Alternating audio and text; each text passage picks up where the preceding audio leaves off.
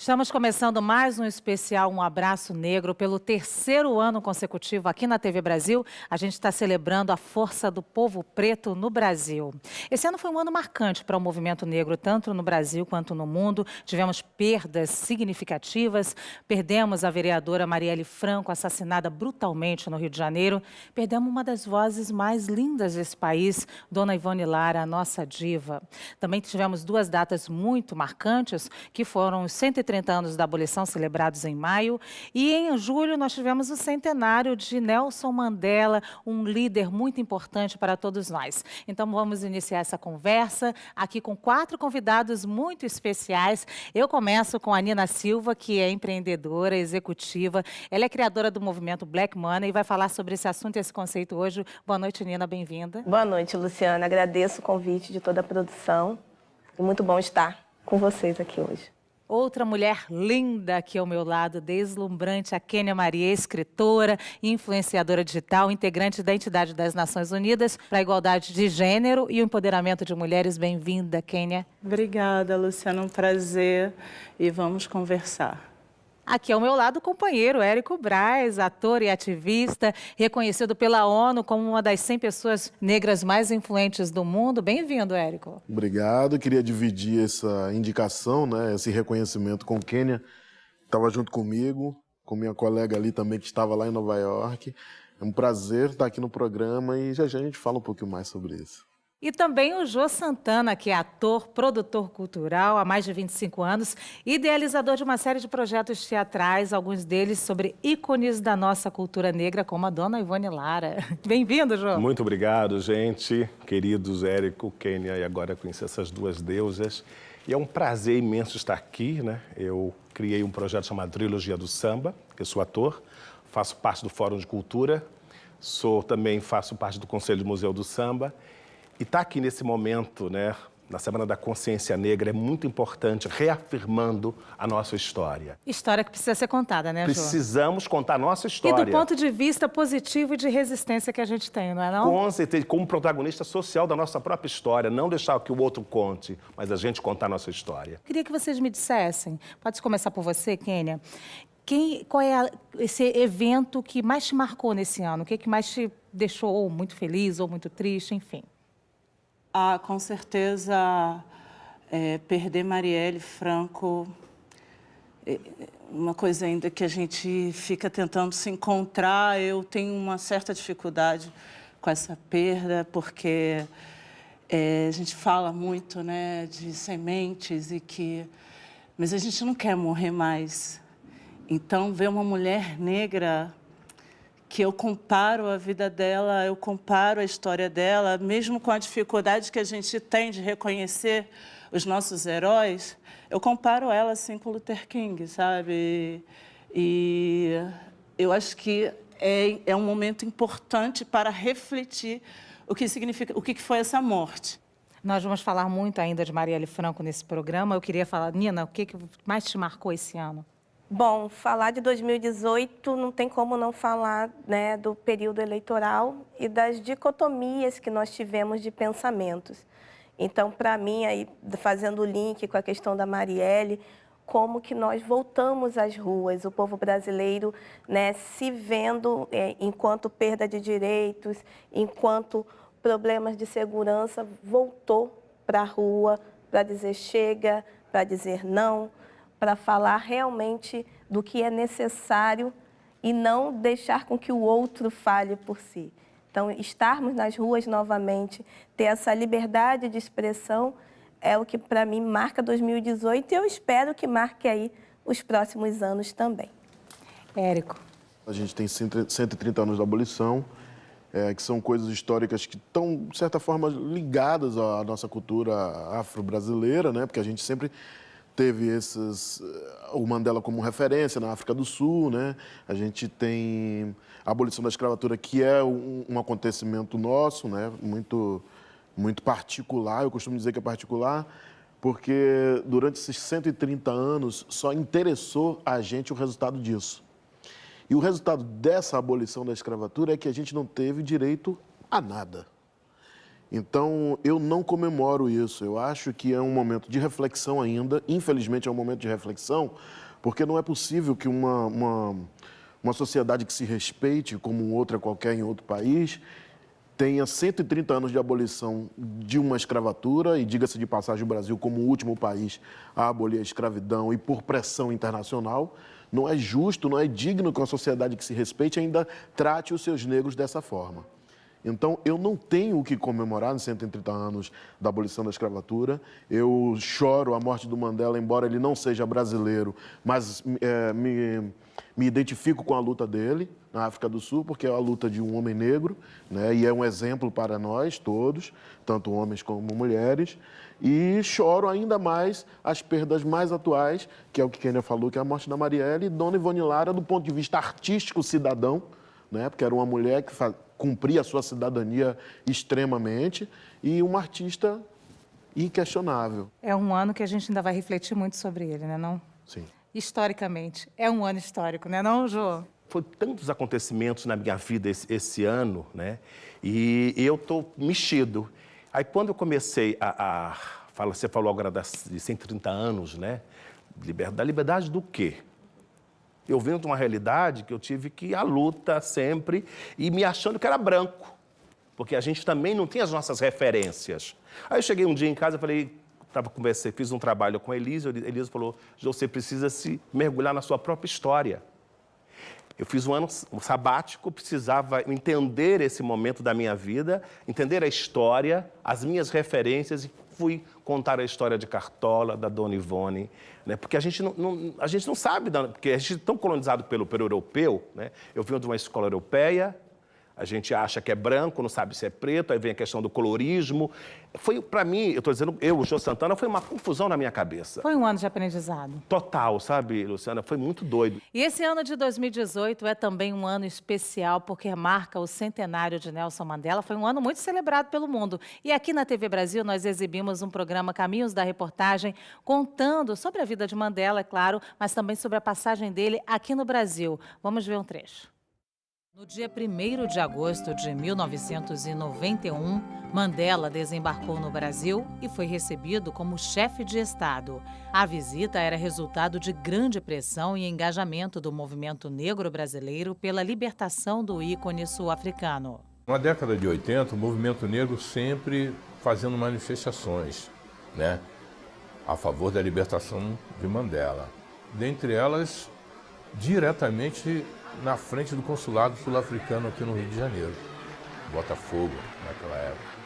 Isso foi muito interessante, porque havia uma conexão, né, do movimento negro, nas suas várias entidades, as várias lideranças, da importância de ter livre Nelson Mandela. Já estava cunhado, já estava marcado, né, a ferro e fogo, né, uma vontade disciplinadora da liberdade e de um viva a essa criatura que não fez concessão a nada.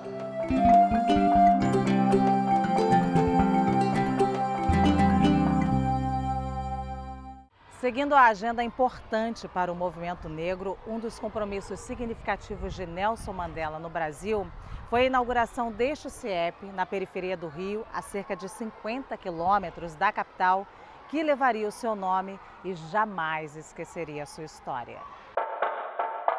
Eu, pessoalmente, estive mais na plateia, eu não estava junto com a comitiva. Foi um momento belíssimo.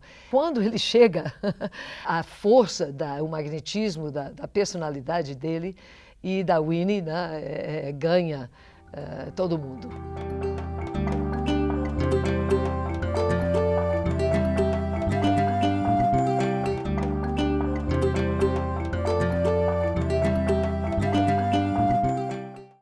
Eu queria ser até um pouco mais enfática e panfletária nesse sentido e dizer para vocês que o Mandela é um exemplo de que nada nos é dado, não é não, Érico? A gente cava tudo é resistência. Eu tive na África do Sul, uma conferência internacional contra o racismo. Foi Durban, 2001. De 2001. E uma das falas que mais me impactaram, assim, além de... Lá tinha um Fidel, várias pessoas falaram, mas a Winnie Mandela falou, né? E uma das coisas que me marcou era como essa força do Mandela, inclusive da Winnie e as outras pessoas que estavam ali, que fizeram parte daquele movimento, estava marcado, cravado na cidade ali. Estava marcado naquele país, estava marcado naquele lugar. Existia um respeito no espaço entre as pessoas não negras e as pessoas negras. Claro que ainda tinha ali, o racismo ainda existia e tal, mas tinha uma coisa que era resultado da luta do Mandela.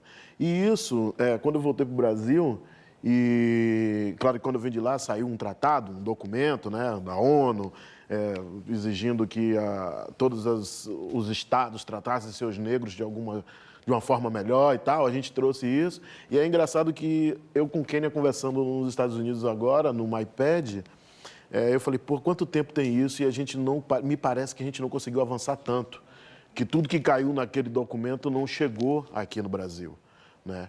Parece que a gente não respeita tanto quando o negro senta, e eu estou falando de uma forma polêmica mesmo, quando a gente senta em conferência para discutir e traçar o caminho que a gente quer para a população negra mundial, inclusive a população negra brasileira.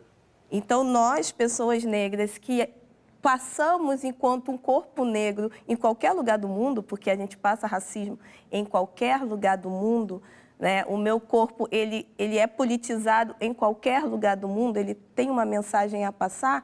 Então, por que em qualquer lugar do mundo eu não consigo dialogar com os meus irmãos e irmãs que passam a mesma coisa do que eu? Então, esse nacionalismo preto que Marcus Garvey ele traz no início do século XX, né, que é a base do movimento Black Money, o nacionalismo preto, que também é difundido pelo Malcolm X, é fazer com que nós nos reconheçamos pessoas africanas nascidas em diáspora, que temos, sim, questões comuns e que precisamos manter esses diálogos, essas redes, essas pontes, para que a gente não perca. Mas eu agora me emocionei com Mandela e vendo nossos mais velhos aqui no Brasil, numa época que não tinha hashtag, que não tinha WhatsApp, não tinha nada para se comunicar. Olha lá, Mandela, vamos fazer uma live. Não tinha. E tá ali Abdias, eu fiquei realmente emocionada, porque assim, eu aqui mais nova, né, já com as minhas 4 décadas, mas quando tem esse tipo de coisa, quando acontece o que aconteceu, né, nós estamos em novembro, mas esse ano foi bem complicado e a gente tem muito motivo para ficar feliz e ficar triste e tal. Isso me deu esperança porque nossos passos vêm de longe. Foram 130 anos, aliás, foram uns 500 anos, mas 500 anos de resistência. A gente não inventou essa história. Às vezes a gente está jovem, a gente se sente muito solitário na luta. Sim. Mas essa luta, ela é uma luta de resistência o tempo inteiro, em nenhum momento parou, não é não, Jô? E a gente vive nessa resistência, pegando a fala do nosso querido Érico, dessa questão do ator negro, né? Eu tive a necessidade de contar a história do povo brasileiro, da minha história, quando eu pensei em colocar no Cartola um elenco 100% negro como protagonista social da sua própria história. Aí eu falei, puxa, foram 3.000 candidatos, estavam lá no Itaú Cultural, e quando eu cheguei numa empresa, eles disseram o seguinte, eu fui levar um projeto, eu disse, não, esse Cartola não me representa. Eu falei, gente, se Cartola, uma referência, um ícone, não representa uma empresa, aí eu pus o pé na porta, como diz uma amiga minha, falei, não, eu quero fazer essa história. Aí eu fui para a luta e colocamos de pé um sucesso estrondoso e mostrei para essa empresa que disse, olha aqui, nós também geramos empregos, graças à Lei Rouanet, mais de 250 pessoas empregadas, e negros como protagonista. Que a gente tem que ter roteiristas negros, produtores negros, né, para a gente contar a nossa história. Nós vamos para um breve intervalo, mas antes nós separamos para você um trecho do musical Dona Ivone Lara, Um Sorriso Negro. Aproveite e aprecie.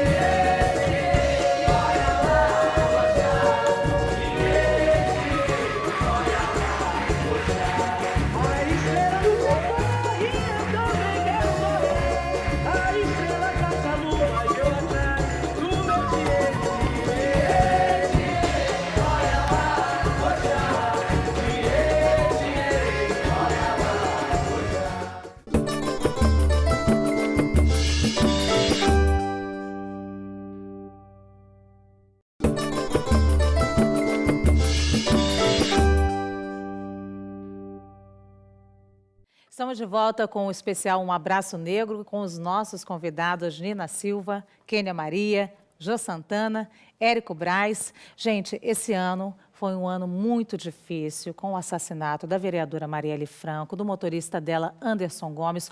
Foi um duro golpe para o movimento negro brasileiro, porque isso foi um pouquinho de morte para todos nós sabemos aqui, vamos falar. Nós fomos visitar o último local que a Marielle esteve antes da morte dela, antes do assassinato, a Casa das Pretas, que também é um local de ativismo. E lá conversamos com a Edmeira Exaltação, que coordena o espaço. Vamos ouvir um pouquinho.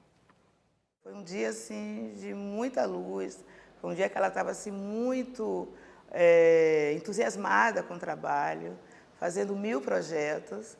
A gente estava aqui, era um dia, assim, também de muito calor, e também de muito calor humano, mas ninguém imaginava, naquele dia, que teríamos aquele desfecho. A partir da morte da Marielle, a gente tomou conta, né, a gente ficou ciente de que a situação é muito mais difícil, né, de que estamos, de fato, vivendo num estado violento e de exceção, onde o mínimo, o mínimo invocação ou reclamo, né, por direitos, qualquer coisa nesse nível, pode incomodar uma parcela da elite no nível que a gente, assim, não tinha noção. O aparecimento da Marielle como vereadora já foi um reflexo dessa organização das mulheres negras. Ela foi uma mulher negra, jovem, muito bem votada, né? Era muito querida por todas as mulheres, né? E aí de um modo geral, mas as meninas negras principalmente, porque viam nela, assim, um reflexo da luta, né? Um resultado de como a organização das mulheres tem valido a pena. Não é à toa que agora, com a morte dela, apareceram várias candidatas. Parece que o Rio de Janeiro é a cidade onde nós temos mais candidatas negras, né? E isso é muito bom. Isso é um sinal de firmeza de luta. Isso é um sinal de que não temos medo. Então, eu acho que a Marielle representava isso também, né? Era uma pessoa que fazia valer, mostrava que valia a pena, ou valeu a pena, ou vale a pena a gente se organizar e lutar como a gente faz aqui na Casa das Pretas. Kênia, esse ano eu tive a oportunidade de, nos últimos anos, através de uma pesquisa, até que resultou num filme, eu tive a oportunidade de conversar com muitos historiadores, e eles são unânimes quando se debruçam na história do povo preto, de que as mulheres têm um papel fundamental para o povo preto. As mulheres tinham uma inteligência, por exemplo, as mulheres negras que conseguiam, através de venda de doces, conseguiam comprar sua própria liberdade, e daí para frente elas compravam a liberdade das meninas para libertar o útero. E aí elas tinham a inteligência de que ali elas iam minando o processo de escravidão. Então, esse talvez seja o impacto maior que a gente sente com a morte de Marielle. Porque não é uma morte de uma pessoa, de uma mulher preta, é uma morte de um projeto, você não acha isso? Muito, e por isso que dói tanto.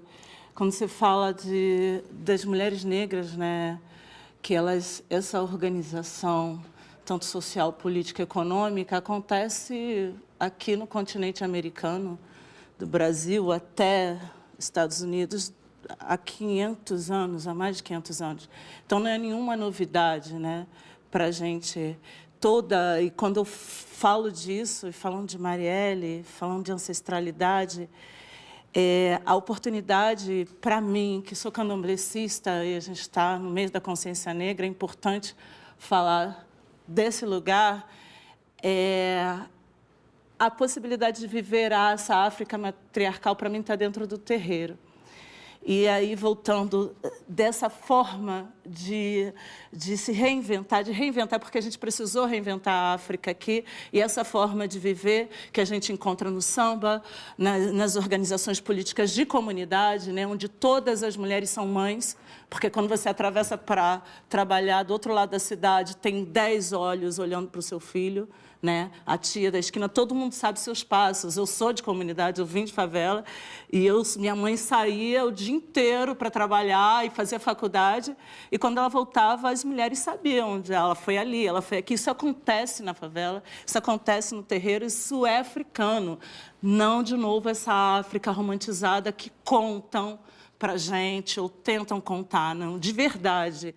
Ô, Nina, esse debate chegou no mundo corporativo? Você que trabalha com Black Money. Sim, esse debate é o debate do qual é o lugar do corpo negro. Porque Marielle, ela representa, né, não representou, representa um espaço que começou a ser galgado, né, como foi dito, a gente viu quantas mulheres negras foram candidatas e também que conseguiram, né, chegar aí a se elegerem. É um corpo que as instituições não estão acostumadas. É esse corpo negro que é politizado, que fala e vai falar das nossas necessidades. E a partir do momento que, quando começa a falar das nossas necessidades e as denúncias, a partir disso, esse corpo ele retoma o lugar de alvo.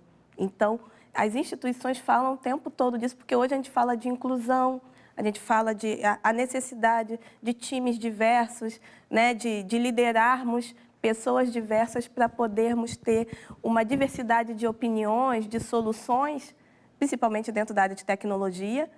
Mas quando a gente fala de poder, de influência, daquele corpo estar ali de uma forma estratégica, nós viramos novamente um alvo. E foi assim dentro da instituição política, né, o espaço e a fala que a Marielle estava tendo, essa perda foi por conta da fala dela e da cor dela, né, de ser essa base, de ser esse ventre, essa semente que estava plantando uma discussão a partir de uma defesa do nosso povo. Já que a gente está falando do corpo da mulher negra, eu queria introduzir aqui o Jô Santana nessa conversa, porque o Jô tem um espetáculo com mulheres negras, muitas mulheres negras. E as mulheres, elas têm essa coisa de que o corpo é político, né? O corpo, o cabelo é um manifesto político. Isso fica presente no espetáculo? Como Dona Ivone, quiseram silenciá-la, a questão do machismo, o conservadorismo.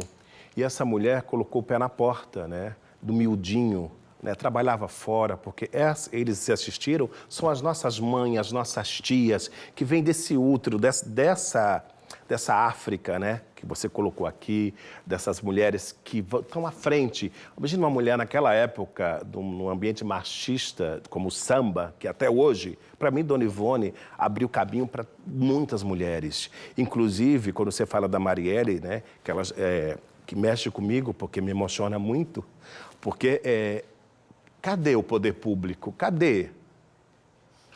Como você falou agora, é o corpo da mulher, né? Cadê as respostas? Então, esse espetáculo me faz muito refletir sobre esse momento do país. Onde é o nosso lugar? Onde a gente quiser. Se a gente parar e olhar, eu acho que todo mundo vê isso todo dia, a política brasileira é uma política extremamente branca. A gente não tem políticos negros. Como é que eu vou sentar agora e dizer assim, vão atender os nossos direitos? As pessoas que estão lá não têm propriedade da minha realidade. As pessoas que estão lá não querem saber de artistas negros. Querem acabar com as leis de incentivo, não quer dar dinheiro para a gente fazer o nosso teatro. A nossa Quer história. dizer, eu sou uma pessoa, não tenho um privilégio não, porque eu sou negro, eu posso ter uma vantagem social. O negro não tem privilégio. A gente pode ter vantagens sociais, como diz Djamila Ribeiro, grande filósofa. Mas, e quem não tem vantagens sociais? Eu conheço um monte de gente que morreu no teatro de comunidade, teatro de periferia, porque não tem dinheiro para fazer. Não tem incentivo. Ninguém vai nos calar. Como não calou a Marielle, como agora nas eleições, todo mundo gritando no WhatsApp, vamos lá, todo mundo se uniu. É através... vamos acabar com a Lei Rouanet. Gente, não é assim, são 20 anos gerando emprego. Se roubaram, prenda. Mas a gente precisa trabalhar e colocar a gente como protagonista. Fui ver seu espetáculo, tá você lá como protagonista, é maravilhoso a gente se ver, se representado. Isso é importante. Esse papo está maravilhoso, eu quero agradecer aqui a presença de vocês, mas a gente tem que encerrar a primeira parte do programa Abraço Negro. A gente volta num próximo episódio. Quero agradecer aqui a presença do Jô Santana, que não está com a gente no próximo episódio. Muito obrigada, Jô. Obrigado, Luciana, Nina, Érico, Kênia, muito obrigado. É um prazer estar aqui nesse momento tão importante do país. A gente reafirmando a nossa história. Muito obrigado e axé para todos nós. E a gente encerra com mais um trecho do musical Dona Ivone Lara, Um Sorriso Negro para você. Aproveita.